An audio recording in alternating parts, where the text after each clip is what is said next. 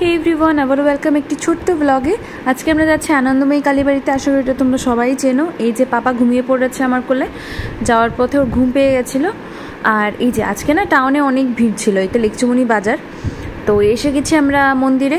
আমি প্রণাম করে নিয়েছিলাম, আর ওর বাবা করতে পারেনি যেহেতু সোনা কোলে ছিল ঘুমানোর অবস্থায়।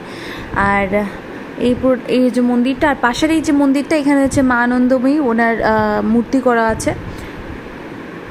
এখানে এসেছিলাম, মোটামুটি মানুষজন ছিল। তো মেন অডিওটা আমি আর তোমাদের সামনে তুলে ধরিনি। এখানে পুজো হচ্ছে। আর এই যে পেছনের দিকের মন্দিরগুলো তো আমার আর কখনো আসা হয়নি আগে। কমেন্টে জানিও তো কে কে এসছো এখানে, এই মন্দিরটা কে কে দেখেছো। আর আমার মতন এখনও যারা দেখোনি এইটাও কমেন্টে জানিও। এখানে কামধেনু গায়ে দেখলাম অনেকগুলো, 3-4টি ছিল। এইখানে না একটা জিনিস ভালো লেগেছে আমার বেশ, আমি যদিও ক্লিপটা নিতে পারিনি। এখানে যে প্রসাদটা দিয়েছিল সেটা হচ্ছে দুধটা ছানা কাটিয়ে দিয়েছিল, আর এই দুধটা নাকি ওদের এই গায়ের। যাই হোক, এখানে এসে দেখি একটি গণেশ মন্দির ছিল।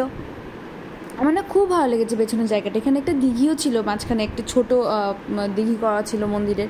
এখানে হচ্ছে রাধাকৃষ্ণ, আর এই যে লাস্টে ছিল আমাদের পবনপুত্র হনুমান। হ্যাঁ, আর আমার না এই মন্দিরগুলো খুব ভালো লেগেছে দেখে। যাই হোক, এখানে আমি একটু মোম টোম জ্বালিয়ে নিয়েছিলাম পাপাকে কোলে নিয়ে। আর এই ব্লগটা বেশি বাড়াচ্ছি না, চলো দেখা হচ্ছে পরের ব্লগে। বাই।